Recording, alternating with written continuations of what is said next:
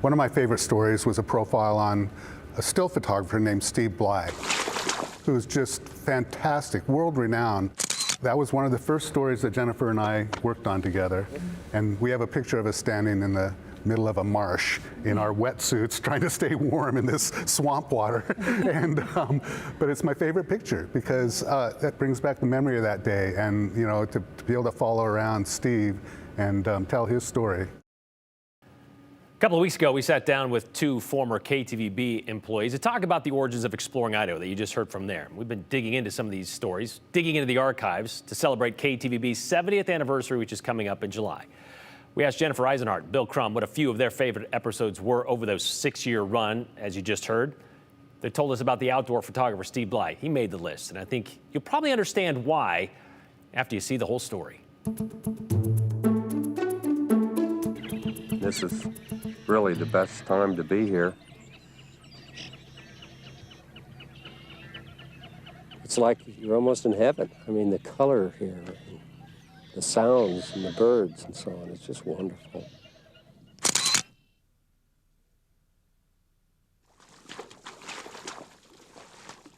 A walk through the Camas Prairie at sunrise inspires Steve Bly to great works.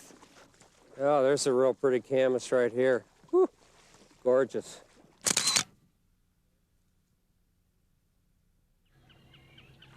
Look at the reds over here now.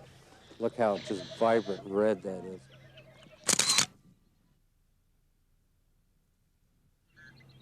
Reds and greens and yellows. Real pretty shot. The colors of the Camas Prairie are more than just talk for Steve. He shares these images with the world.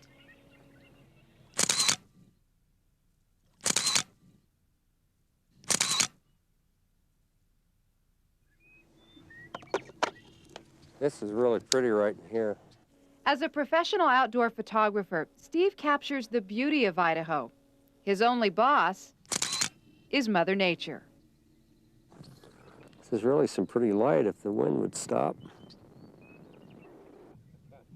Takes a lot of patience on flowers. You really have to set it up and get your lens square and get your tripod right, and get everything just kind of right before you shoot the shot. It really just says Camas and nothing else. Today, Steve reflects on his start in photography. It was 6 years ago when he quit his desk job with the state and turned what was only a hobby into a full-time job. It's amazing because I've, never was good at drawing or art or anything like that. And it just happened. I thank God for it. What's happened ever since, the capture of special moments on film. Steve's photographs appear on the covers of magazines, postcards, in brochures, and many have won awards. But for all his travels, Steve says the Camas Prairie remains one of his favorite places, with its purple blooms of camas lilies, red flowers of sourdock, and its majestic backdrop, the Soldier Mountains.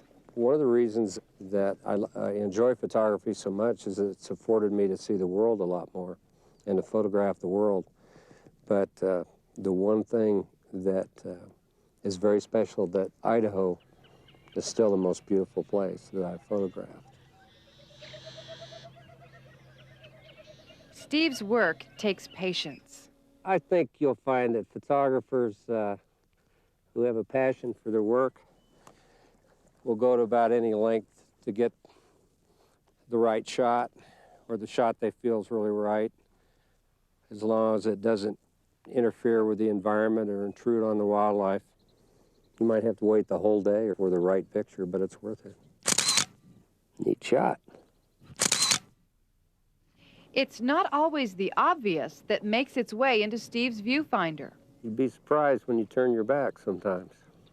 If I'm walking out in a scene like this, I'll kind of look through my camera and kind of just start at one end, and I'll just kind of go all around, 360 degrees, And it's surprising the different colors that you get.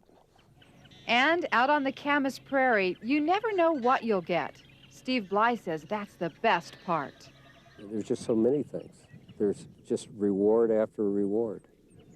From insects to lights to shadow to people to everything. I mean, you just notice things around you, the sky, the colors. I can remember before I had a camera in my hand, I didn't think about those things. And now it's just so wonderful because you really feel and sense and think about everything that's around you all the time.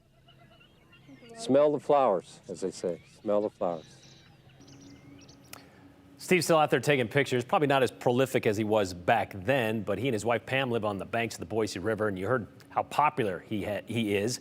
Internationally recognized, that is known by his more than 200 magazines, calendars, and coffee table books, and a whole bunch of awards that he's been given.